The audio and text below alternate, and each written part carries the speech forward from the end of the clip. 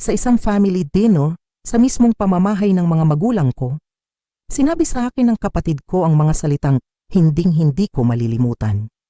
Isang sampal ng katotohanan na bumasag sa lahat. Tumingin siya sa akin, walang emosyon, na parabang nag-uutos lang sa isang katulong. Simula sa Sabado, lilipat na ako sa bahay mo, sabi niya. Hindi ito pakiusap. Isa itong anunsyo. Kailangan kong magtipid at malaki naman ang bahay mo para sa isang tao lang. Ang nanay ko, sa tabi niya, ay tumangu-tango pa. Punong-puno ng pag-aalala ang mukha. Pero para sa kapatid ko, hindi para sa akin. Tama ang kapatid mo, anak, sabi niya sa malambing na boses na nakakakilabot. Pamilya tayo, kailangan nating magtulungan. Iyon na yon, ang pinal na desisyon. At ako, isa lang akong audience sa sarili kong buhay. Ang kapatid kong si Marco, nakangisi pa. Ang feeling panalo. Para siyang kontrabida sa isang teleserye. Nakaupo siya sa kabisera ng mesa, sa pwesto na dapat ay para sa tatay namin. Tinaas niya ang kopita ng champagne na dala niya. Isang champagne na binili para i-celebrate ang pag-okupa niya sa bahay na pinaghirapan ko. Habang nag-aanunsyo siya, ang mga magulang ko naman ay nakatingin sa kanya na puno ng paghanga. Proud na proud sila sa kanilang perpektong solusyon. Isang solusyon na ako ang magbabayad, isang solusyon na ako ang magdurusa. Nakita ko ang ngiti sa mukha ni Marco. Isang ngiti ng isang taong sanay na laging nakukuha ang gusto. Isang ngiti na nagsasabing, wala kang magagawa, pamilya tayo, kaya obligasyon mo ito. Sa sandaling iyon, lahat ng mata ay nakatutok sa akin. Hinihintay nila akong pumalakpak. Hinihintay nilang sabihin ko, oo naman, welcome ka sa bahay ko, kapatid. Hinihintay nilang yumuko ako tulad ng dati. Pero, chill lang at may ngiti. Imbes na sumigaw, imbes na magwala, imbes na umiyak, ngumiti lang ako. Isang maliit, misteryosong ngiti na nagpatigil sa kanilang lahat. Biglang nawala ang kanilang selebrasyon. Biglang napalitan ng pagtataka ang kanilang mga mukha. Bakit ako nakangiti? Hindi ba dapat ako nagagalit o nagmamakaawa? Dahan-dahan kong kinuha ang baso ko. Tumingin ako sa kanila isa-isa. Sa kapatid kong palamunin, sa nanay kong enabler, sa tatay kong tahimik na lang na sumasang-ayon, at sa gitna ng katahimikan na iyon, nagsimulang tumakbo sa isip ko ang lahat ng hugot, ang lahat ng sakripisyo. Ako si Isabel, 32 anyos. At sa loob ng 8 taon, 8 mahahabang taon, nagpakapagod ako. Habang ang kapatid kong si Marco ay nagpapakasaya sa buhay, nagpapalipat-lipat ng trabaho, at laging sinasalba ng mga magulang namin sa tuwing magkakaproblema siya sa pera, ako nag-iipon. Bawat piso, bawat sentimo, iniingatan ko. Naaalala ko pa nung college. Nagtatrabaho ako sa 2 part-time jobs para lang may pambili ng libro. Si Marco? Binigyan siya ni na mama at papa ng full scholarship na sinayang lang niya dahil mas inuna niya ang party kaysa pag-aaral. Pagka-graduate ko, nagsimula ako bilang assistant sa isang real estate firm. Bawat komisyon na kinikita ko, kalahati noon ay diretso sa savings account ko. Para saan? Para sa pangarap kong magkaroon ng sariling bahay. Isang lugar na matatawag kong akin. Isang lugar na hindi ko kailangang makisama. Isang lugar na simbolo ng lahat ng hirap ko. At nakuha ko iyon. Isang magandang bahay sa isang tahimik na subdivision sa labas ng Metro Manila. Ang presyo? 8.2 milyong piso. Halos lahat ng ipon ko napunta doon, pero sulit ang lahat. Ang bahay na yon, hindi lang siya pader at bubong. Siya ang resibo ng bawat sakripisyo ko, bawat overtime na hindi ko binilang, bawat bakasyon na isinantabi ko, bawat luha at pagod. At ang pamilyang ito, ang pamilyang dapat ay pinaka-proud sa akin, ay handang kunin iyon mula sa akin na parang wala lang. Na parang utang na loob ko pa na ibigay sa kanila ang bunga ng pinaghirapan ko. Kaya habang nakatingin sila sa akin, habang hinihintay nila ang sagot ko, ngumiti lang ako. Dahil may isang bagay silang hindi alam. Ang plot twist, ang resibo ko. Hindi nila alam na habang abala sila sa pagpaplano kung paano aagawin ang buhay ko, may sarili akong plano na isinasagawa. Hindi nila alam na ang desisyon ay nagawa ko na. at hawak ko sa aking bag ang katibayan. Ang opisyal na dokumento, ang resibo na magpapabago sa lahat. Hindi nila alam na ang bahay na pinag-uusapan namin, ang bahay na inaangkin na nila, ay hindi na sa akin. Kung naramdaman mo nang maging isang estranghero sa sarili mong tahanan, o kung napag-isip-isip mong ikaw na lang palagi ang nagsasakripisyo, i-like at i-share mo ang video na to. At syempre mag-comment ka sa baba. Saan kayo nanonood? Kwentuhan nyo naman ako. Let's hear your kwento. Dahil sa istoryang ito, malalaman ninyo kung paano ko binawi ang kapangyarihan ko gamit ang isang pasabog na hinding-hindi nila inaasahan. Bago pa man ang linggong iyon, ang linggo na sumabog ang lahat, may mga senyalis na, mga babala. Kung sana lang ay mas naging matalas ang pakiramdam ko, pero abala ako. Abala sa trabaho, abala sa mga problema ng bahay, abala sa pagbuo ng buhay na akala ko ay para sa akin. Ang unang senyales ay ang mga tawag sa telepono mula sa mga magulang ko. Karaniwan, tumatawag lang sila tuwing linggo ng hapon para sa aming lingguhang kumustahan. Pero sa linggong iyon, 3 beses silang tumawag. Si mama, tapos si papa, tapos si mama ulit. Palagi nilang sinasabi na mayroon daw mahahalagang bagay na kailangang pag-usapan bilang pamilya. Ngunit sa tuwing magtatanong ako kung ano iyon, palagi nilang inililihis ang usapan. Sinasabi nilang, mas mabuting pag-usapan ng personal, anak. O kaya naman, mga ideya lang naman ito na gusto naming malaman ang opinyon mo. Dahil sa pagiging abala ko, isinantabi ko lang ang mga iyon.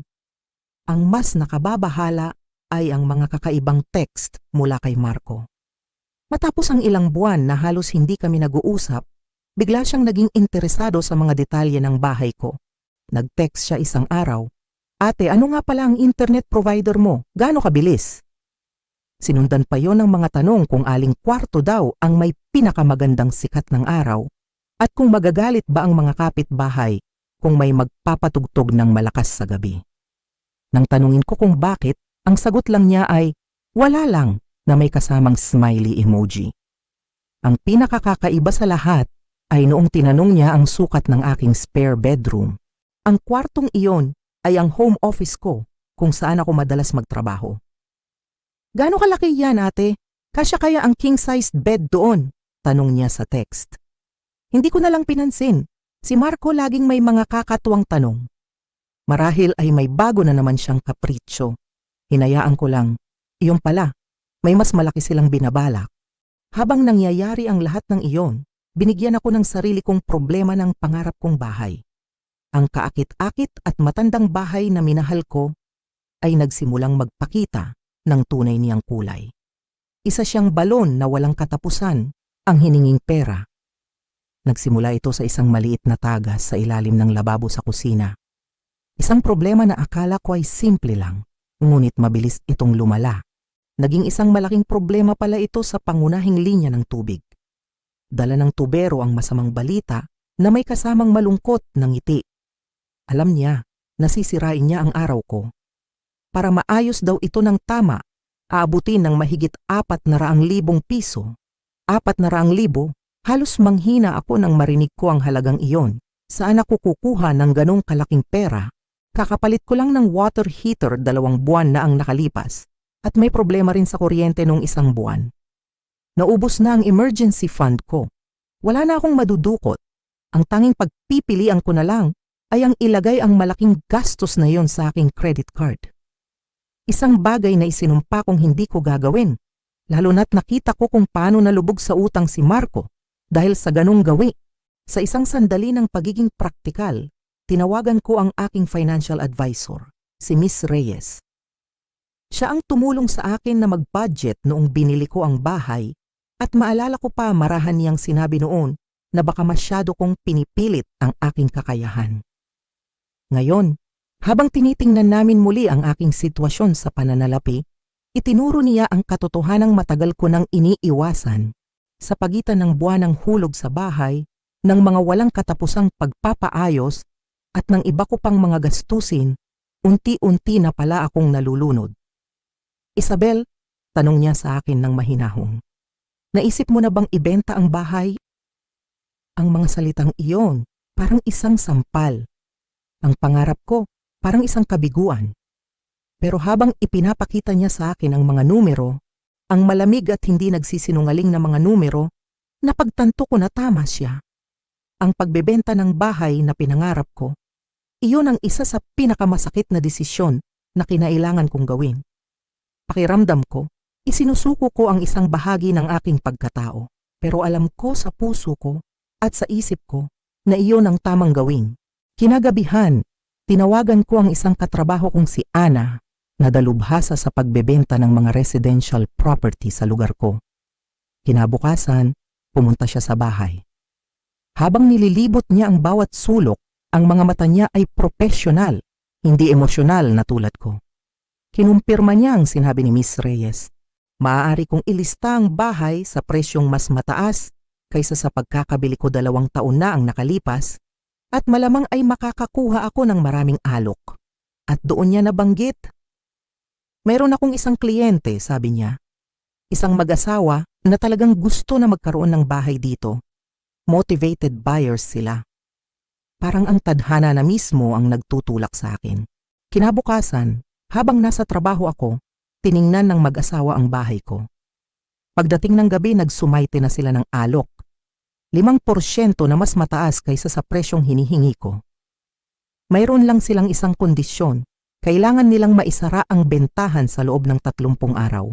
Bilang kapalit, pumayag silang paupahan sa akin ang bahay sa loob ng karagdagang 30 araw pagkatapos ng closing.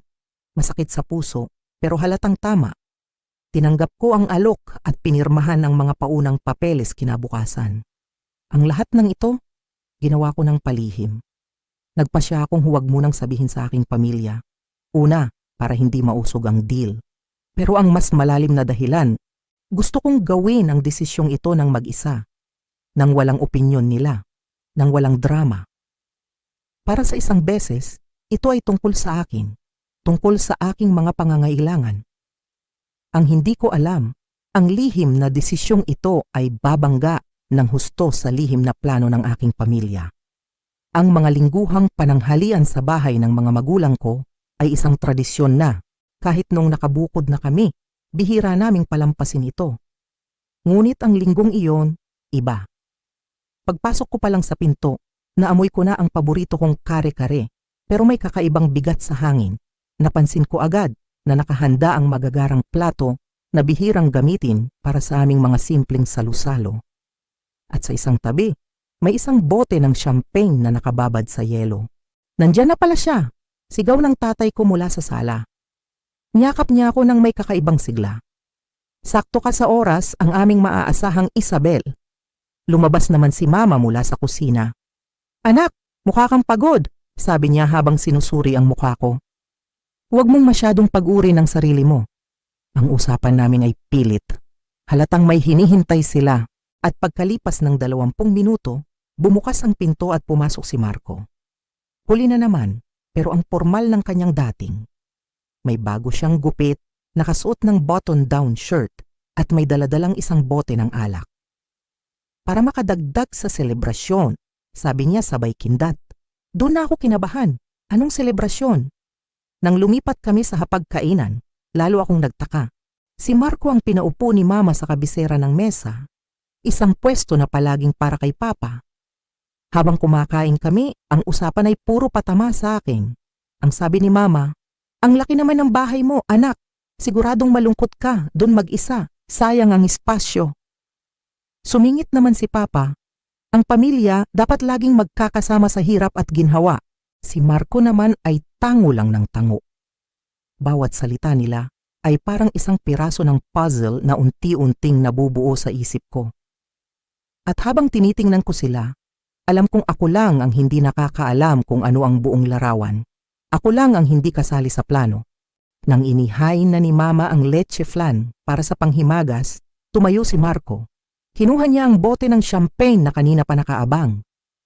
Sa tingin ko, oras na para malaman ni Isabel ang magandang balita, anunsyo niya, habang tinatanggal ang foil sa bote. Nagtanong ako, anong magandang balita? Pero sa loob-loob ko, may masama na akong kutob. Ang tunog ng pagputok ng tapon ng champagne ay napakalakas sa gitna ng tensyon na nararamdaman ko. Nagsalin si Marco sa 4 na kopita na inihanda na pala ni Mama. Gaya ng alam ninyo, simula niya, na para bang mag-aanunsyo ng isang malaking tagumpay. Nagkaroon ako ng ilang pagsubok kamakailan. Humigop ako ng kaunting champagne, naghihintay sa kasunod. Pero, pagpapatuloy niya sabay taas ng kanyang kopita, sina Mama, Papa at ako, nakaisip kami ng perpektong solusyon, isang sitwasyon na panalo tayong lahat. Huminto siya sandali, na parang ninanamnamang sandali, at doon na niya binitiwan ang kanyang pasabog. Para sa bagong tirahan, anunsyo niya. Simula sa susunod na Sabado, lilipat na ako sa bahay ni Isabel. Ang katahimikan na sumunod ay parang walang hanggan. Ang mga magulang ko ay nakangiti ng malapad, una kay Marco, pagkatapos ay sa akin. Naghihintay sila sa aking masayang reaksyon. Si Marco naman ay mayabang ang itsura, kontento sa sarili. Para sa kanila, tapos na ang usapan. Sabi ni na Mama, perpekto raw para sa akin yung spare bedroom mo, dagdag pa niya. Total, halos wala ka naman sa bahay dahil sa trabaho. Doon, sa sandaling iyon, isang kakaibang kalma ang bumalot sa akin. Nawala lahat ng kaba ko. Pinalitang ito ng isang malinaw na katiyakan. Kinuha ko ang aking pitaka at mula roon ay inilabas ko ang isang Manila envelope.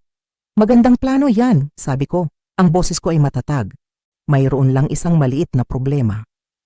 At doon ko inilapag ang aking sariling pasabog sa gitna ng mesa. Ibinenta ko na ang bahay noong nakaraang linggo. Ang katahimikan pagkatapos ng aking anunsyo ay mas malalim pa. Mas mabigat.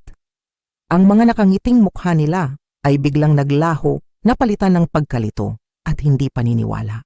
Ang kamay ng nanay ko ay napahawak sa kanyang lalamunan. Ang tatay ko ay nagsalubong ang mga kilay. At si Marco, literal na nakanganga. Ang kopita niya ng champagne ay nanigas sa ere. Nagbibiro ka lang, di ba? Sa wakas ay sabi ni Marco na may kasamang tawang kinakabahan. Inilabas ko ang mga papeles mula sa sobre, ang deed of sale, ang closing documents, at inilatag ko ang mga ito sa mesa, ang resibo, ang katibayan. Nang makita ng tatay ko ang mga dokumento, nagdilim ang kanyang mukha. Isabel, bakit mo ginawa ito nang hindi kumukonsulta sa amin? Tanong niya. Ang boses niya ay may diin. Ang kabalintunaan ng kanyang sinabi ay hindi nakaligtas sa akin.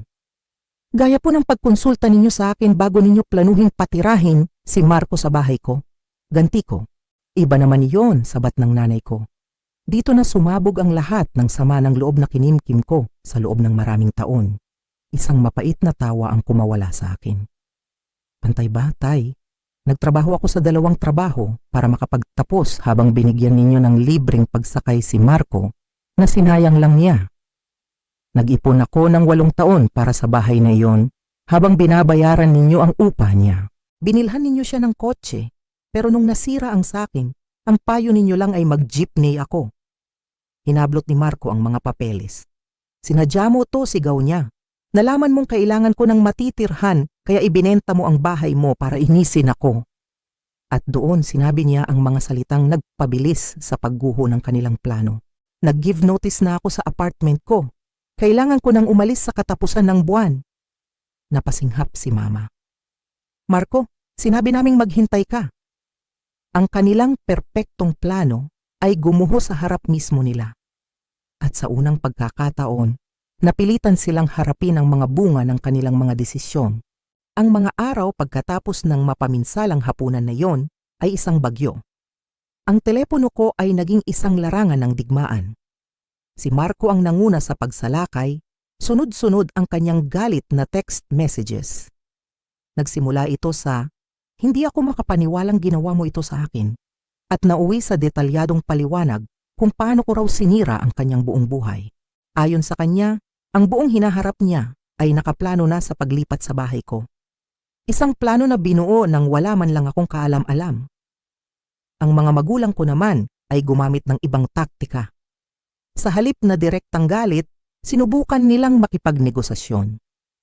Anak, sabi ni Mama sa isa sa kanyang mga araw-araw na tawag, paano kung tulungan ka namin sa down payment sa bago mong lilipatan Isang lugar na may dagdag na kwarto para kay Marco kahit 6 na buwan lang. Paulit-ulit kong ipinaliwanag na hindi iyon ang solusyon. Pati ang mga kamag-anak namin ay nakisali na. Tumawag ang tita Susan ko para ipahayag ang kanyang pagkadismaya sa kawalan ko raw ng pagpapahalaga sa pamilya. Sa kabila ng lahat ng panggigipit na ito, nanindigan ako. Nagpatuloy ako sa praktikal na gawain ng paghahanda para sa aking paglipat. Habang sila ay nagkakagulo, ako ay nag-e-empake. Habang sila ay naghahanap ng sisisihin, ako ay naghahanap ng bagong apartment at nakakita ako. Isang maliit pero modernong condo unit, mas mura ang buwanang gastos at walang sakit ng ulo sa pagme-maintain. Isang hapon, nakatanggap ako ng text mula kay Marco. Kailangan nating mag-usap. Pupunta ako diyan pagkatapos ng trabaho. Nang umuwi ako, nandoon na nga siya, naghihintay. Sinubukan niyang humingi ng paumanhin, pero nauwi pa rin sa dati. Humihingi siya ng pautang. Hindi Marco, sabi ko ng buong puso. Hindi kita pahihiramin ng pera. Doon na naman siya nagalit, tinawag akong makasarili. Pero sa pagkakataong ito, hindi na ako natinag. Pinanindigan ko ang aking desisyon. Ito ang boundary ko. At sa pag-alis niya, kahit masakit, nakaramdam ako ng kakaibang gaan. Isang paglaya. Kinabukasan matapos ang aming huling pag-uusap, nakatanggap ako ng isang text mula sa tatay ko. Isang text na nagpabago sa takbo ng lahat. Minamahal naming anak, napag-usapan na namin ng nanay mo. Dito muna sa bahay titira si Marco sa guest room hanggang sa makahanap siya ng sariling lugar. Isa yung maliit na tagumpay, pero napakalaki ng kahulugan. Sa unang pagkakataon, humakbang sila para tulungan si Marco sa paraang hindi ako ang naabala o naagrabyado. Ito ang simula ng kanilang pagbabago. Nagpasya akong bigyan ng sarili ko at sila ng espasyo. Nagpadala ako ng isang group text, ipinapaliwanag na kailangan ko ng oras para sa sarili ko habang inaasikaso ko ang aking paglipat. Ang mga sagot nila ay iba-iba. Si Mama nasaktan. Si Papa simpleng naiintindihan namin.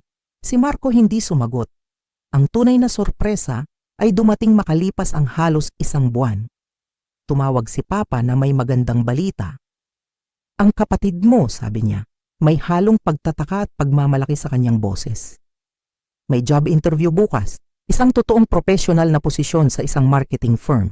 Nagulat ako. Ano pong nangyari, tanong ko. Tumawa si Papa. Ang nanay mo, sabi niya, nagpatupad siya ng mga house rules. May upa na kailangang bayaran sa unang araw ng buwan, may mga gawaing bahay, at may curfew. Si Mama nagpapatupad ng rules, si Marco magbabayad ng upa, hindi ako makapaniwala. Noong una, nagreklamo siya, sabi ni Papa. Pero noong nanindigan ang nanay mo at sinuportahan ko siya, napagtantuan niyang seryoso kami. Ito na yon. Ang wake-up call na kailangan nilang lahat. Hindi nila sinasalba si Marco mula sa realidad. Tinutulungan nila siyang harapin ito. Sa pagpilit kong protektahan ang aking sarili, hindi ko sinasadyang na itulak ko silang lahat na magbago para sa mas ikabubuti. 6 na buwan. 6 na buwan ang lumipas mula nang ibenta ko ang aking pangarap na bahay. At ngayon, nakatayo ako sa sala ng bago kong tahanan. Isang maliit na townhouse sa isang tahimik na lugar sa labas lang ng syudad. Ang sikat ng araw ay malayang pumapasok sa mga bintana, tanaw ang isang maliit ngunit pribadong hardin sa patio. Mas maliit ito kaysa sa dati kong bahay, oo, pero mas praktikal, mas akma sa aking mga pangangailangan, at higit sa lahat, mas magaan sa bulsa at sa puso. Ano sa tingin mo? Tanong ng aking realtor, isang kasamahan na matiyagang sinamahan ako sa pagtingin sa napakaraming property sa mga nakalipas na buwan. Ngumiti ako. Sa tingin ko, sagot ko, habang iniisip ko na kung saan ilalagay ang aking mga gamit. Ito na yon. Sa pagkakataong ito, ang pagbili ko ng bahay ay idinikta ng pagiging praktikal, hindi ng bugso ng damdamin. Maingat kong kinwenta kung ano lang ang komportable kong kayang bayaran. Ang perang nakuha ko sa pagbebenta ng dati kong bahay ay ginamit ko para sa isang malaking down payment na nagpanatili sa aking buwanang hulog na abot kaya. Ang kalayaan sa pananalapi na dulot ng mas matalinong mga desisyon, binago nito hindi lang ang sitwasyon ko sa pabahay, binago nito ang buong buhay ko. Dahil wala na ang palagiang stress, mas mahimbing na ang tulog ko. Mas na-e-enjoy ko na ang aking trabaho. May enerhiya na ako para sa mga hobby at kaibigan na napabayaan ko noong mga panahong house poor ako. Ang paglalakbay patungo sa puntong ito ay hindi naging madali, lalo na sa aming pamilya. Pero ang pagtatalo sa hapagkainan na iyon, ang masakit na komprontasyon na iyon, nagbukas pala ito ng pinto para sa hindi inaasahang paghilom. Si Marco, ang aking kapatid, sinurpresa niya ang lahat, pati na ang kanyang sarili, sa kanyang pagbabago. Matapos ang paunang pagkabigla na kailangan niyang lutasin ang sarili niyang problema, nakahanap siya ng isang abot-kayang apartment, naging seryoso sa bago niyang trabaho, at nagsimula pa ngang mag-ipon. Hindi kami naging super close na magkapatid, pero nagkaroon kami ng respeto sa isa't isa. Isang bagay na wala sa amin sa halos buong buhay naming magkapatid. Naaalala ko pa nung tumawag si Papa. Ang kapatid mo, sabi niya, puno ng pagkamangha. Humingi sa akin ng payo sa pananalapi noong nakaraang linggo. Gusto raw niyang malaman ang tungkol sa mga retirement accounts at investment options para sa bonus niya. Muntik na akong mahulog sa kinauupuan ko. Ang mga magulang ko, nagbago rin sila. Ang pansamantalang paninirahan ni Marco sa kanila ay naging isang malaking wake-up call. Napilitan silang magtakda ng mga hangganan na dapat ay matagal na nilang ginawa. At sa paggawa nito, natuklasan nila na si Marco pala ay may kakayahang maging mas independent kaysa sa inaakala nila. Sa isang pag-uusap namin ni Mama habang nagkakape, umamin siya.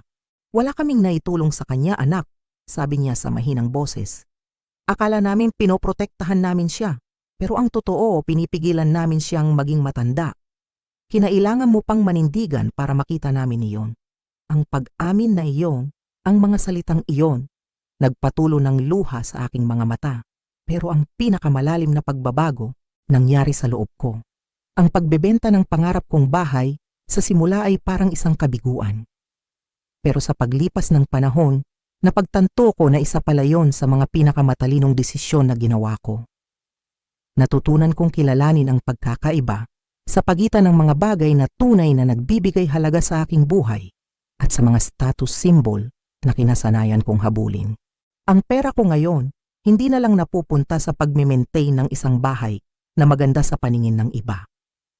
Inilalaan ko na ito para sa mga karanasan, mga biyahe, kasama ang mga kaibigan, mga cooking class na dati ay pangarap ko lang. Dahil ang mga alaala, mas mahalaga pa kaysa sa anumang pisikal na pag-aari. Ang dinamika ng aming pamilya ay bumuti ng husto ng matutunan naming lahat na igalang ang mga hangganan ng bawat isa. Hindi na inaasahan ng mga magulang ko na ako ang lulutas sa mga problema ni Marco. At si Marco, hindi na niya inaakala na may karapatan siya sa aking mga pinaghirapan. Noong nakaraang buwan, binayaran pa nga niya ang isang maliit na utang niya sa akin. Ang halaga ay hindi gaanong mahalaga kumpara sa prinsipyo. Ipinapakita niya na kaya na niyang tumayo sa sarili niyang mga paa. Habang pinipirmahan ko ang mga huling papeles para sa bago kong townhouse, napaisip ako sa lahat ng aral na natutunan ko. Ang tunay na suporta ng pamilya ay ang paghikayat sa kalayaan, hindi ang pag-enable sa pag-asa. Ang material na bagay, kahit pa mga pangarap na bahay, ay hindi kapalit ng seguridad sa pananalapi at kapayapaan ng isip. At ang pagtatakda ng mga hangganan, kahit masakit sa simula, ay lumilikha ng mas malusog na relasyon sa katagalan. Pagkatapos ng closing, nagpadala ako ng group text sa aming pamilya. Kapipirma ko lang ng papeles para sa bago kong bahay. Mas maliit, mas matalino, at tunay na abot kaya. Housewarming party sa susunod na buwan. Marco, inaasahan kong dadalhin mo yung spinach dip na ginawa mo nung Thanksgiving. Ang sagot ng kapatid ko ay halos agaran. Oo naman. Basta ipangako mong hindi mo ibebenta ang bahay na to sa susunod na kailanganin ko ng pabor. Ang biro na imposibleng mangyari 6 na buwan na ang nakalipas ay nagpatawa sa akin ng malakas. Nang gabing iyon, habang nakaupo ako sa aking bagong patio, pinapanood ang paglubog ng araw, naramdaman ko ang isang tunay na kasiyahan. Ang tunay na seguridad, natutunan ko, ay hindi nagmumula sa mga kahanga-hangang ari-arian, kundi sa matalinong mga pagpili, malusog na mga hangganan, at tunay na mga relasyon. Sa pagkawala ng aking pangarap na bahay, natagpuan ko ang isang bagay na higit na mas mahalaga. Isang pangarap na buhay na binuo sa katotohanan, hindi sa panlabas na anyo.